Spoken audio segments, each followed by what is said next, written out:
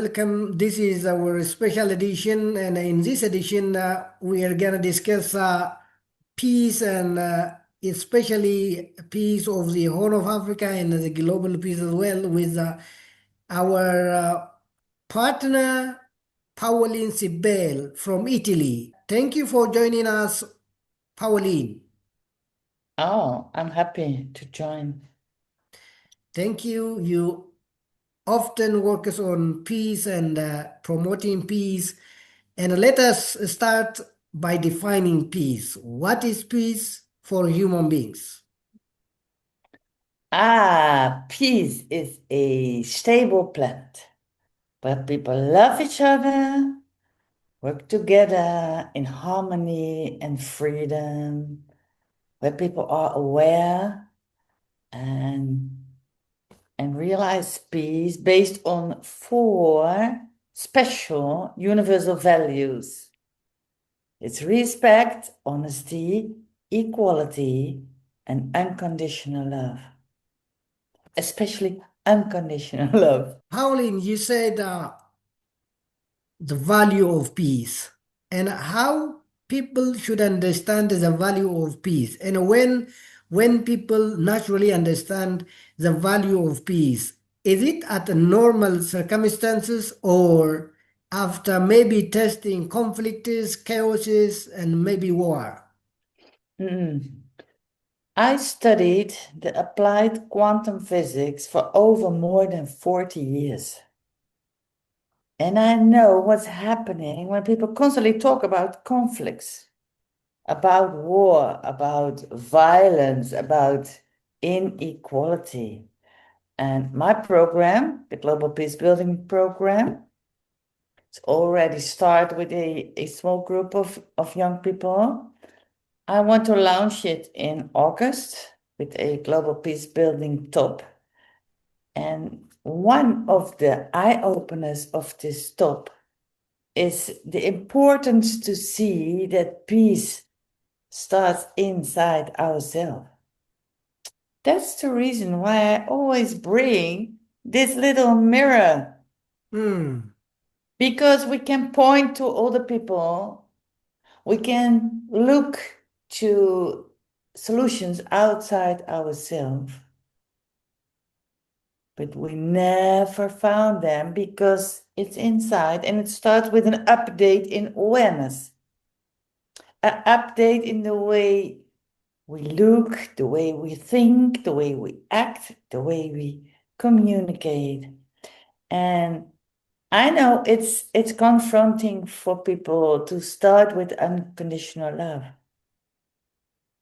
Also to all the people they don't like, they have ideas about, but self-love and self-confidence and self-empowerment, that are the keys to world peace, to inner peace.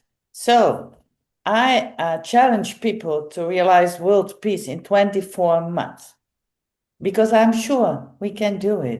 Who, build this peace and who received it? Is it the peace producers and the peace receivers, or we together protect, nurture the peace, and together use it? That's a great question, Oluma. Today, I invite 10 world leaders to come together with 10 young heroes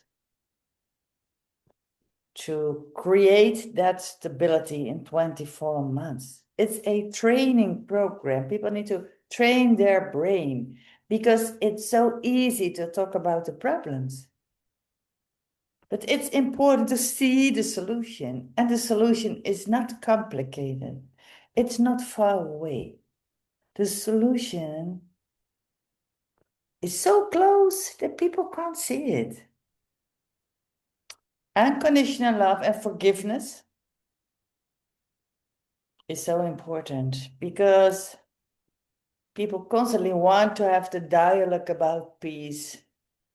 But I see when people bring action and vision together and make the scenario to make it possible, I'm sure it's possible because when 25% of all the people start to learn the universal values, and then they don't react on pain or all this low frequency parts, people start to be inspired. Said, yeah, but if you don't want to fight with me, it's not interest anymore. So sometimes I use the example of dogs. When there's a big dog, they want to fight with a little small one. And the small one is going down. The big one is running away because it's not interesting when somebody don't want to fight with you. But now what we see in the world, there's a conflict and people need to react, and there's a new conflict. So it's conflict in conflict and more and more and more. It's never the solution. Thank you. Thank you for that explanation. And who gains from conflicts, from wars? I'm asking this. There is a metaphor in my community, and if two giant elephants are fighting together, and it is the grass that destroyed, and who benefits from war? For me, it's important to let it go and to understand why people react that way. Because they don't know, they're conditioned to fight. And people are inside, deep inside, I always tell people, you're already perfect. And because of condition, people learn things and start to use their limited ideas that things are not possible. They told me, oh, I'm so pessimistic. It's so hard to realize world peace. You can change it by training yourself to make the turns that everything is possible. Nothing is the way it looks. And now I start with a group of young heroes, the students. They are ambassadors of youth peace. And they are excited because they constantly see world leaders, they are fighting and they talk about world peace. But talking is not the way. We need to take action. We need to bring all the noses in the same direction, have a plan, and make the impossible possible. That's what Nelson Mandela said. It always seems impossible until it's done. And we can do it, I'm sure we can.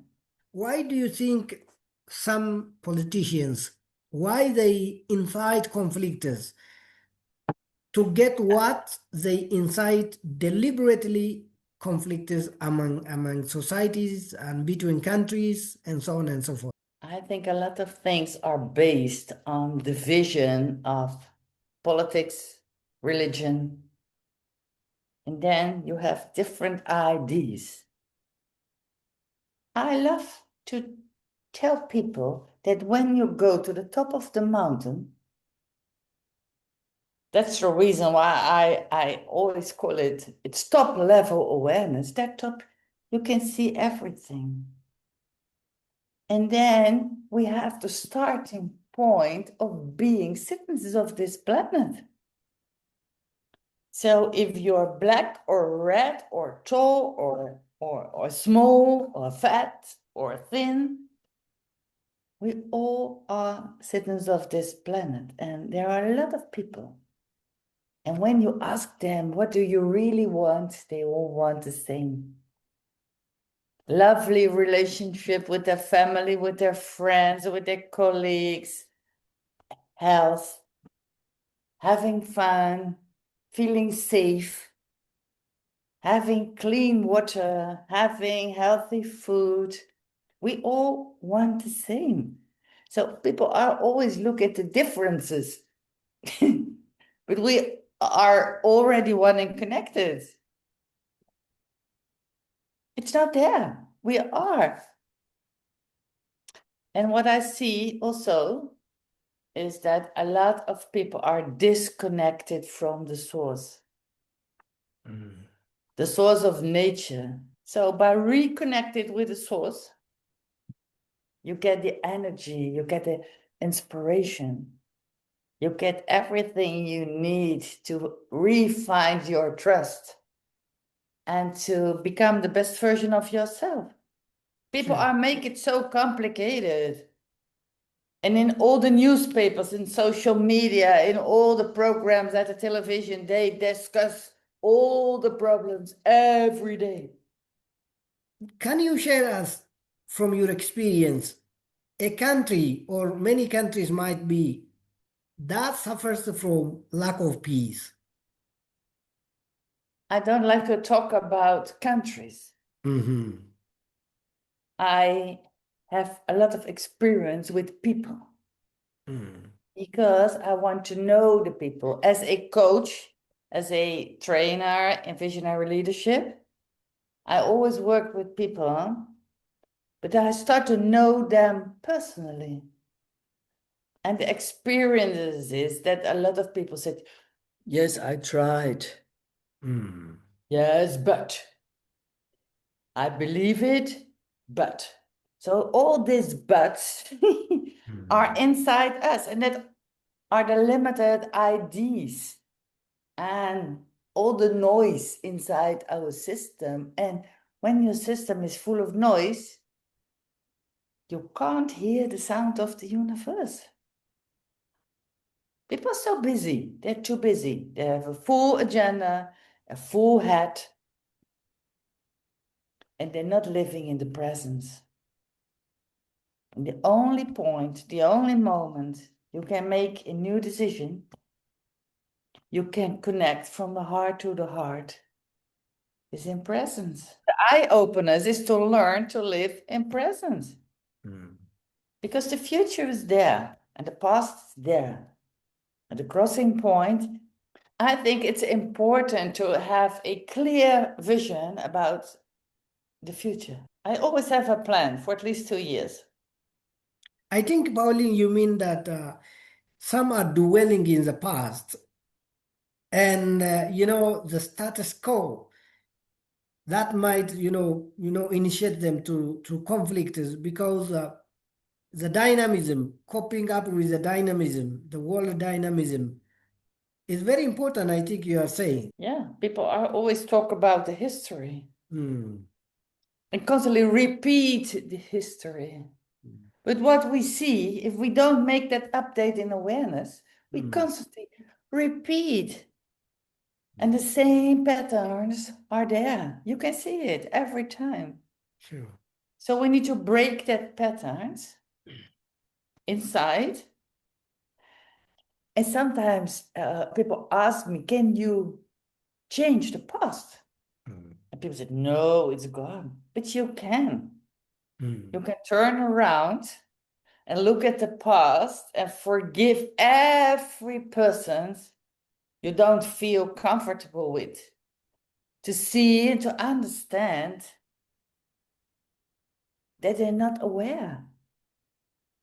They have the software of their conditioning. And they want people, they have children, they bring their own software at the children. Hmm.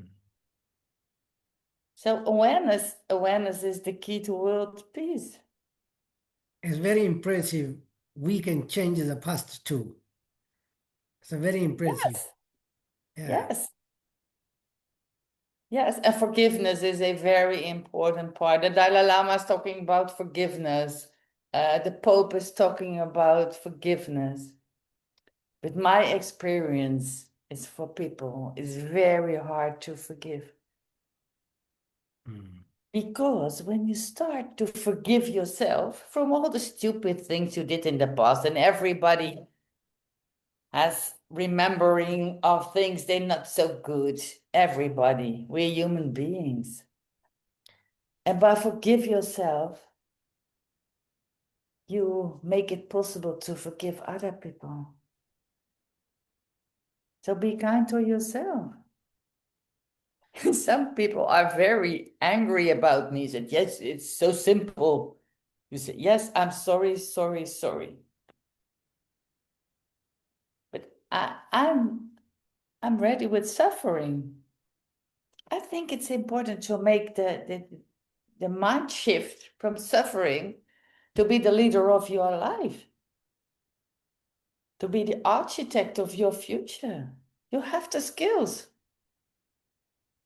We all have the skills to heal ourselves. Some are, focusing on conflict resolution mechanisms, and they list the mechanisms, and this is the best mechanism or strategy, and this is the better one, and so on and so forth. And some, maybe I don't know where your stand is. Some protect is, you know, peace, nurture peace, and where is your position? Is it working on the mechanism or the conflict resolution mechanisms or protecting peace? Which one should should be given priority? Yes, I want to tell two things about this. Peace you can't protect. It's a choice inside. Mm. The other point is that a lot of people are pointing at me. And I told them, do you have a plan to realize world peace? And when your plan is better than my plan, of course we are doing your plan. Mm. But people don't have a plan. You need to make a smart plan, an inspiring plan. And a plan, a big part of the plan is also to train people to make it possible they use their imagination skills again. Because a lot of people are lost their skills. They use them as a child, but they lost them. That you need to use your imagination to see the results and to see how great it is.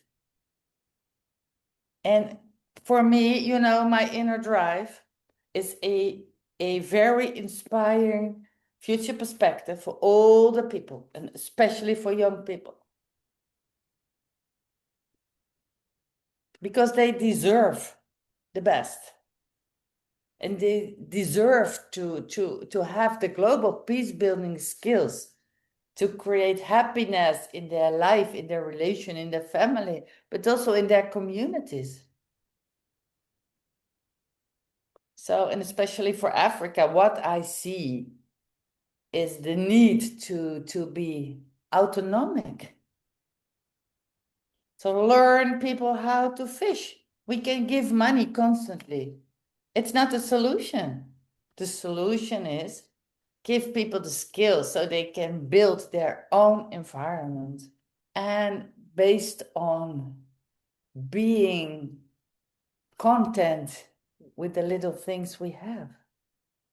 We see young people, they want more and more and more and more. But I believe in a zero crime policy. I believe in a zero poverty policy. And that also starts here inside ourselves. So I'm very curious today because I sent the invitation to the world leaders. And it will be great when they respond at me and I can talk with them and to invite them to join, to work together as experienced world leaders with the intrinsically motivated young heroes. Good. And you've said zero poverty and zero conflict. No, Some may zero crime. zero crime. Some may say this is impossible. Yes, I know. A lot of people say So, it's impossible.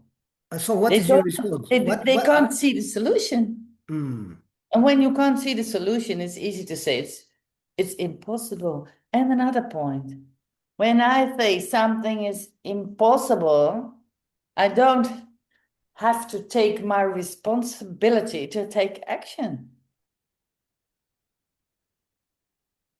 So it's important to learn to manifest the impossible things. And it's all about the quantum physics is all about the knowledge of universal laws, universal values, and universal energy frequencies. You mm, know, I love to talk about energy frequency. mm. And the high frequency of love and respect, it keeps you fresh and young and motivated. Respect. Respect. And I'm sure that the political leaders and the world leaders needs to be a role model for the next generation. Wow. That is very interesting.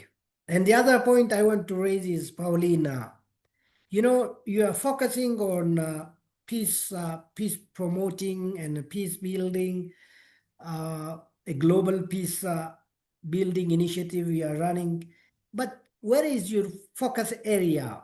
Are you focusing in the Horn of Africa, for instance, or in Europe, or in America, or general, Worldwide.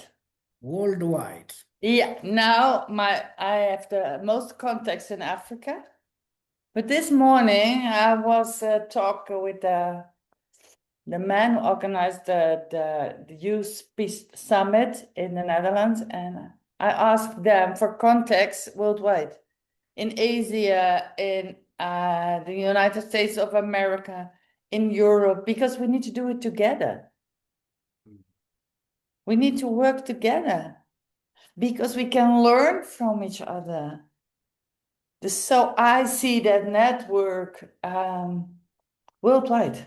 We are all, as I told you, we are all citizens of this planet, so we need to do it together. And let me take you back to your book. Can you remind me the title? Recipe for World Peace. Why this title, Pauline? Why it's Recipe for World Peace? Mm. The first half of the book is about my vision, about the strategy I used. And the second half of the book is about 10 eye-openers Mm-hmm. to realize world peace, to become the best version of yourself. And when people become that best version of themselves, and they start to work together at the level of that universal values based on connection and trust and safety, things are going very fast. Because when you look very clear, you can see everything is already here. Now I'm translating the last part in English and in Italian because I live in Italy, so it's great to inspire the Italian people. And at this moment, I'm looking for a publisher who understands what this is all about. Because I'm not a promoter. You told me a promoter of world peace. But I use my time to write, to finish the book, to organize the program, to invite the people. So I need people, they love to promote it in the best way so that people can see it's a global initiative. Mm. And I know that everybody has its own share and responsibility in protecting peace and promoting it. Not for anybody, for ourselves. And let us focus on the role of media, Pauline, and religious institutions and the youth leaders. What do you say about the role of these entities? These the media, religious institutions, youth, and leaders, one by one. And let us focus on media. How do you see, is media uh, on the globe promoting peace, in your opinion or research, or opposite? I don't know. I see you and you talk about world peace, so that's important. What I see at social media, but I'm not an expert, is a lot of grief and a lot of pointing. I don't see a lot of supporting. I think that is a reality. That's one of the realities. The other reality is everything is possible and it's time we love each other. That's my reality. So I Mm. don't put attention on that reality, but I believe because now I invite the world leaders, it's time for me to share my ideas on LinkedIn and social media.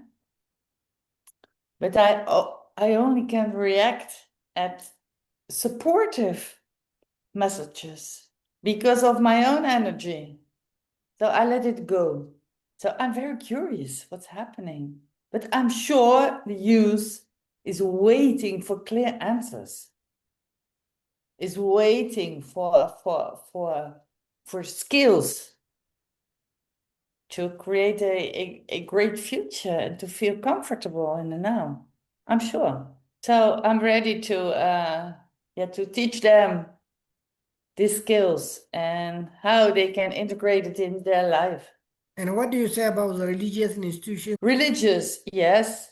Um, I'm sure we need to respect the religions of others and to connect at the level of values. What do you say about the youth in promoting peace?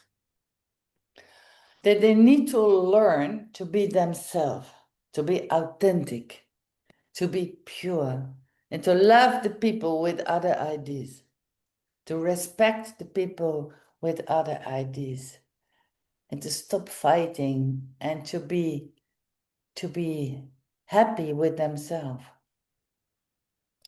Because when young people are scared, worrying constantly, it's bad for their physical and mental and spiritual health. I see a lot of young people have problems. A lot of people have problems. And I can imagine because they need inspiring role models. That's the reason why I love to do a tour along the universities and to inspire young people, students. They're open-minded. For me, I don't give the energy to people they want to fight with me. I never do that. I'm asking this, and in 2019, as you remember, my Prime Minister, Dr. Abiy Ahmed, won the Nobel Peace Prize. And this is because he believes in, debating in ideas and discussions, roundtable discussions rather than coercive way. And leaders should also, as you know, Pauline, promote peace. And contrary to this, some politicians, use the young generation, the youth, as a tool uh, to create war and conflict. And what do you say on these? Leaders should be example. You have said. Yeah, they need to be the role models. Hmm. So it will be great when we have a round table with 10 world leaders with the noses the same direction. And they become the role models for the youth from all the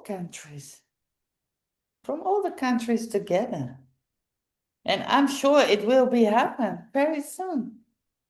And one of the most important point is stop pointing to others. Because all the things you said about others, they say something about you. So awareness, what's coming out of your mouth is so very important. So the high frequency communication is very, very, very important to be aware of your words. Pauline Sibbel from Italy, a peace promoter, global peace promoter, author. mainly writing on peace. Thank you very much for your wonderful insights and for your time as well. Okay, thank you so much to give me the possibility to talk about this wonderful topic. Dear viewers, that is all about our discussion for this edition, and I'm sure you have got some very important pointers from this discussion. Until next edition, goodbye.